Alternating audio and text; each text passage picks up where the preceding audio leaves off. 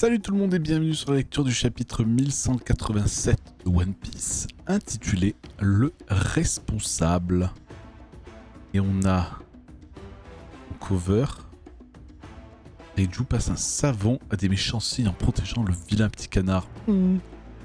Est-ce qu'ils ont des trucs particuliers? C'est la famille de Sanji quoi. Ouais, elle protège Sanji.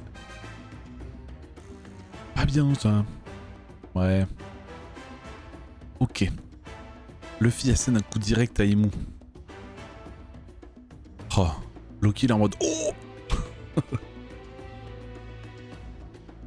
Pouah, il a envoyé bouler sa mère. Hein. La vache.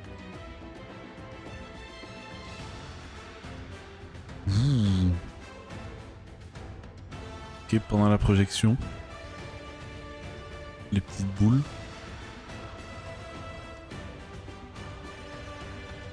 J'ai mis une jolie droite. Ça a marché que grâce aux dégâts que je lui ai infligés. T'es hyper amoché, va te reposer. Me reposer? Pour qui tu te prends à me parler sur ce ton? Ah, c'est arrivé direct sur eux. Ok. Ah, l'enflure. Oh, aïe, aïe. C'est pas juste chaud, ça fait carrément mal. C'est quoi ces flammes noires? Et oh, Itachi. Vu de près, ce type fait trop flipper. C'est pas mal. Sur sa poitrine, l'épée l'a transpercé. Mais c'est les trucs qui parlent? L'épée l'a transpercé ici tout à l'heure. C'est quoi ce truc? Bordel, ça se propage. Stigma. Notre épée démoniaque de la rancœur.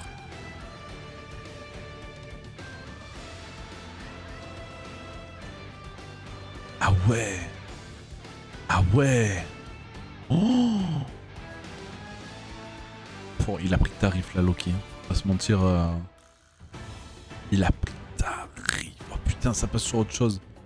C'est quoi ce machin? Il bouge pas d'un pouce. Ah, aucune attaque ne fonctionne. C'est vraiment de la glace? Mais c'est du diamant ou quoi? Si c'est pas de la glace, la fille à l'intérieur va finir par suffoquer. Ah, idiot.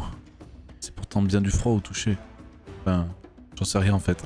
Évidemment, t'en sais rien. Et c'est vrai que quand on le touche, j'en sais rien aussi. Ça suffit, bande de monstres, c'est gelé. Attention. Ok, bam. Ça tombe bien. Il n'y a que Loki qui peut péter la glace. Loki, s'il te plaît. Oh, Loki. Attention, son marteau tombe aussi.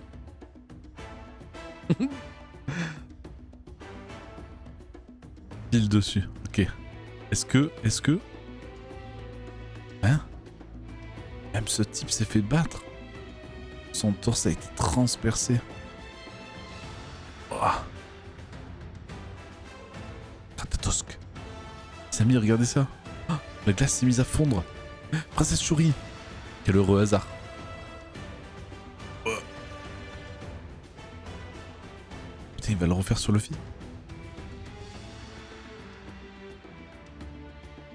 Ok, il a viré sa cape. J'allais dire, qu'est-ce qu'il fait? Il a viré sa cape. Et du coup... Ok, ça étire un truc et ça part après en flèche ou en épée.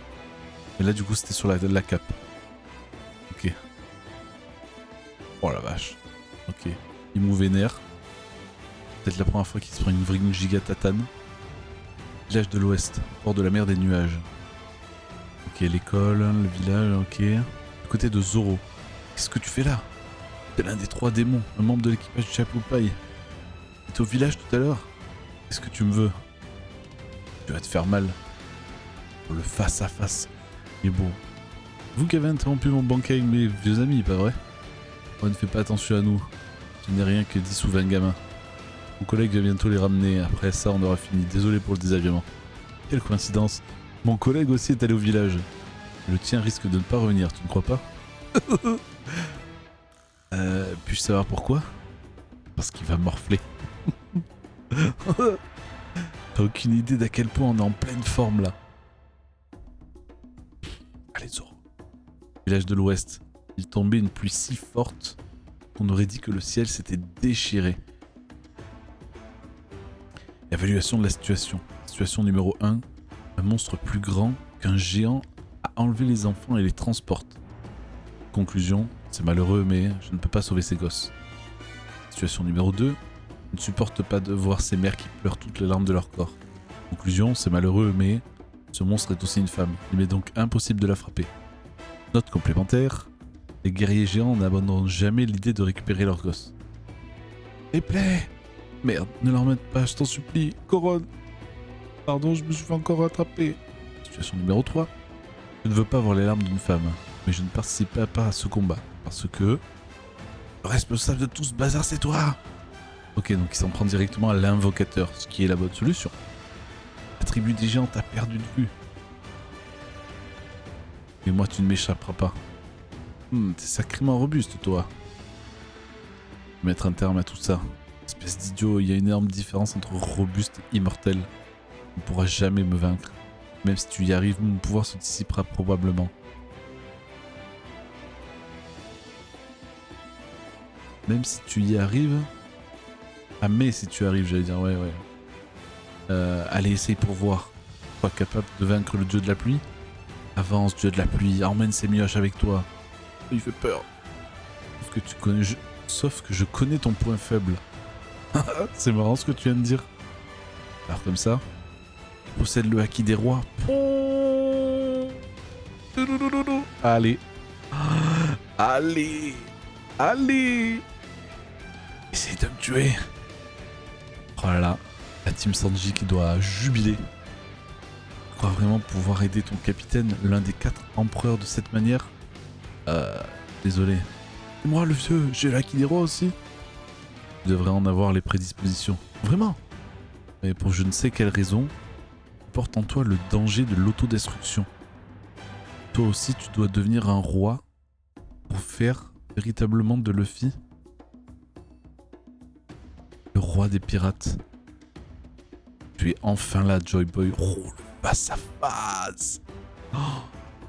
Il le présente quand même comme l'un des 4 empereurs Monkey D. Luffy. Il a pas mis Joy Boy. Roi du monde, Saint Neronaimu. Arrête de m'appeler par d'autres noms. Moi, c'est Luffy. L'homme qui deviendra le roi des pirates. Oh là là.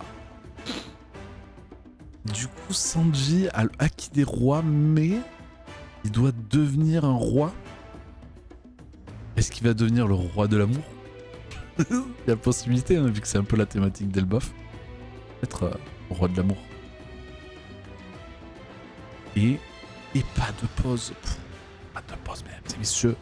On se retrouve donc la semaine prochaine pour le 1188 de One Piece. Et peut-être, je l'espère, une discussion entre Imu et Luffy sur Joy Boy. En attendant, vive One Piece, des bisous. Ciao.